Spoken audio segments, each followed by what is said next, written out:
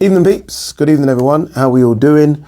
Hopefully you're all doing very, very well. Don't forget, if you're new to the channel, please hit that subscribe button. Don't forget as well to like and share the vids.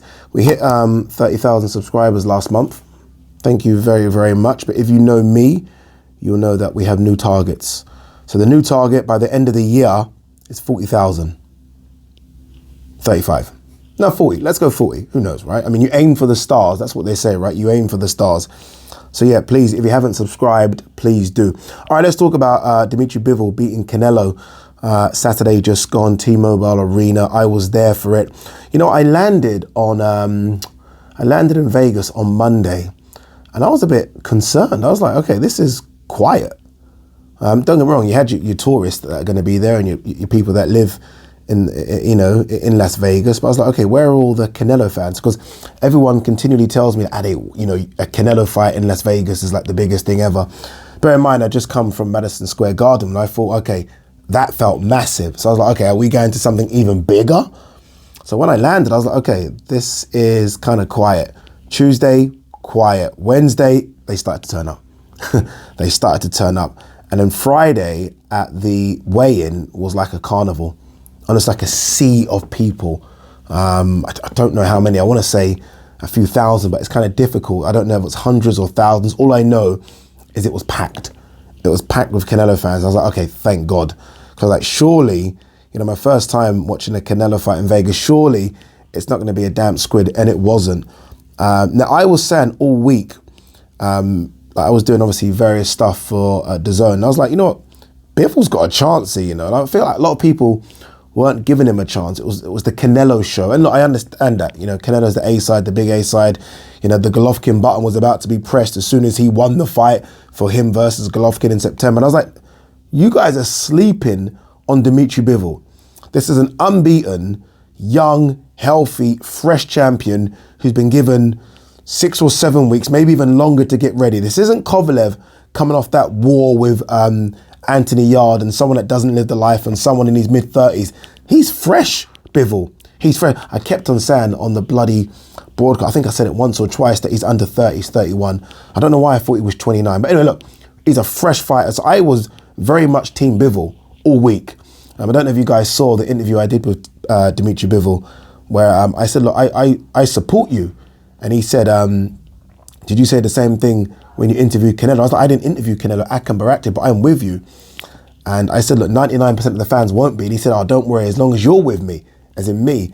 And then his manager put the jacket over me. I say that because you guys might have seen the video where I get Dmitry Bivol's own jacket after the fight. So he done the fight, then the press conference, and after the press conference, he gave me his jacket. Now, to put that into context, because it looks like I've just gone up to him. So his manager, in the press conference, kind of pointed me out and said, Bivol wants to speak to you in the changing room. But I had to go and film Beyond the Bell. So I was like, I can't. So I just waited for him outside. And then Bivol came up. So I went up to Bivol. He kind of made eye contact. I went up to him. And then he took his jacket off, which I've got here. Oops, sorry. I've got Dmitry Bivol. This is Dmitry Bivol's.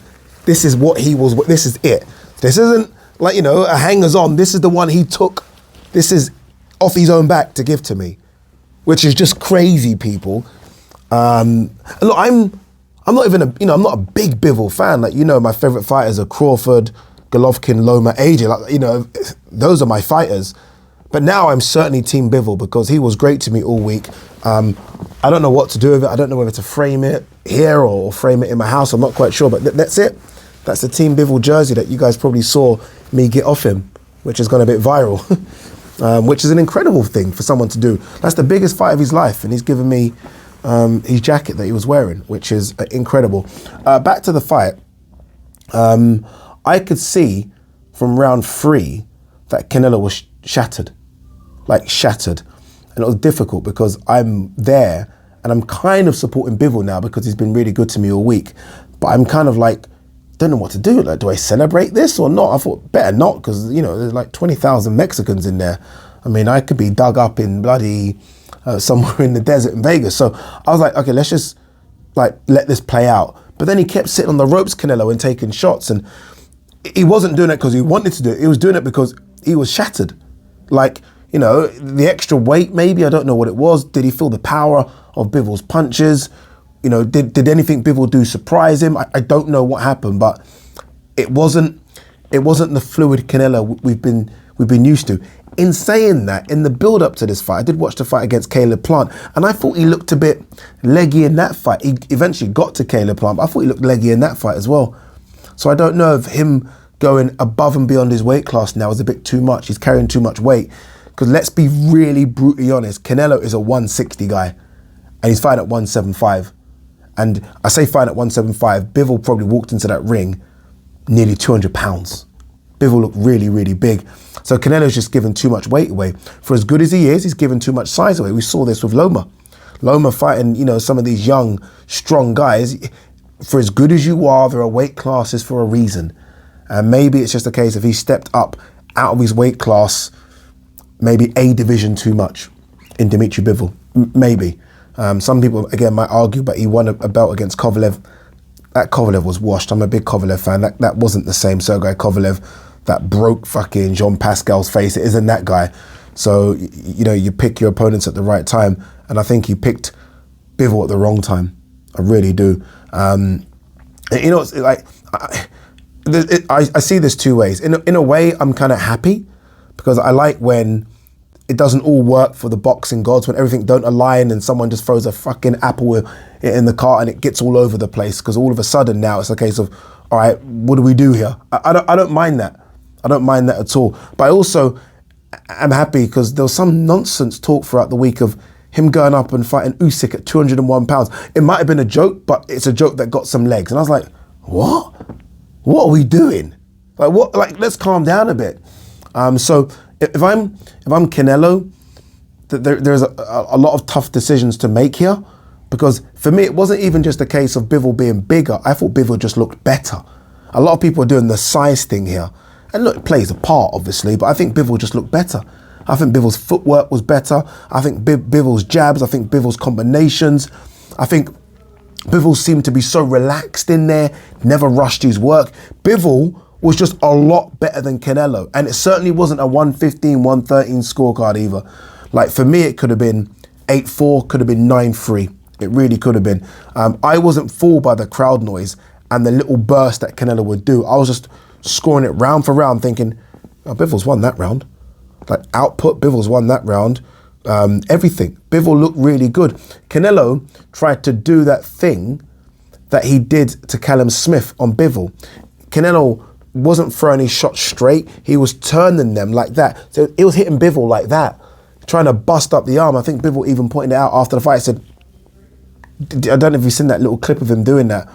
But look, that's as negative as I'm going to get with Canelo, because if anyone wants to get any more negative with Canelo, then you need to shut up. This is a guy that, for me, has done more than any other boxer in the last 3 years. This is a guy that has fought the fights that we wanted him to fight. There was some talk about he should be fighting Jamal Charlo or Benavidez instead. Oh, shut up. He fought Bivol. He fought an unbeaten light heavyweight champion.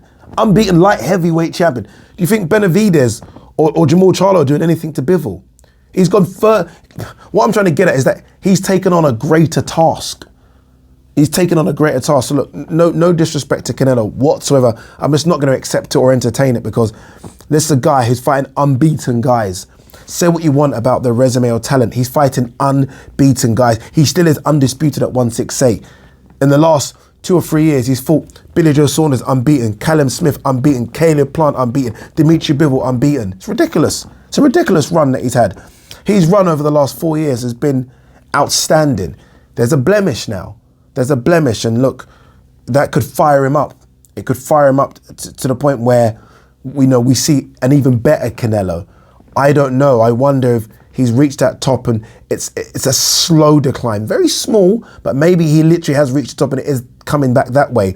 The reason I say that, and I pointed this out to Timothy Bradley, I was doing an interview with Bradley and Jacobs for the DAZN boxing show, and I was like, this guy's had 61 fights. He's been fighting since he was 15. No one does that anymore. No one has that many fights anymore. It just doesn't exist in boxing. Like, the last person who had that many fights obviously retired. I mean, look, at the high level I'm talking, by the way, the last person was Manny Pacquiao. Obviously, Manny Pacquiao had more than that. But it doesn't happen. Most fighters are fighting with 30 fights. 35, they're done. He's had 60 61. I think this was his 61st or 62nd fight. So it's not just the fights, it's the sparring that he's had. Because he's not had that many wars, it's the sparring sessions. I mean, he's sparring big guys. Obviously, you know, it's little touch spar, but, you know, we know that he sparred Frank Sanchez. He brought Vosdik into sparring. He's sparring big guys. So you wonder if, you know, physically it's just a bit draining on him. You look, again, he's been so busy recently. Most fighters now are fighting once every 8 or 9 months. He's been fighting every 6 months, really, for the last sort of 3-4 years. So maybe it's just a case of tiredness. I'm shattered. Maybe it's the weight. Maybe it's everything. Who knows? I don't know. But I think rather than look at what Canelo did wrong, let's look at what Bivol did right. I think Bivol in the lead up to the fight was so relaxed, so calm. Like, you know, thank you for the opportunity. Thank you for giving me the opportunity to show what I can do. And he did it. His game plan was fantastic. He didn't rush his work. When opportunities were there, he took them. So he wasn't trying to rush and find opportunities. When opportunities were there, he took them. I said, do you think that you can beat Canelo on the scorecards in Las Vegas? He said, why not? And that's a guy that knows, I'm just going to go and win the rounds. And he said something about, even if I don't get it, if I know I've got it, and my team know I've got it, and the fans know I've got it, I've got it. And obviously in the end, boxing won because, look, they tried to fucking screw him with the 115, 113s, but in the end, boxing got it right.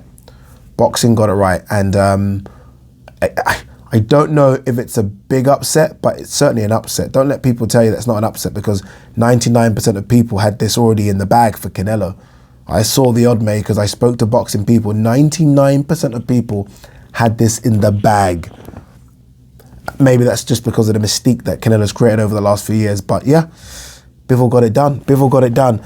Guys, what should I do with this? Let me know. I'm not giving this away. This isn't one of those that I'm going to do some sort of bloody auction or fucking prize draw. I'm not. This is so cool. This is his own top. Peace.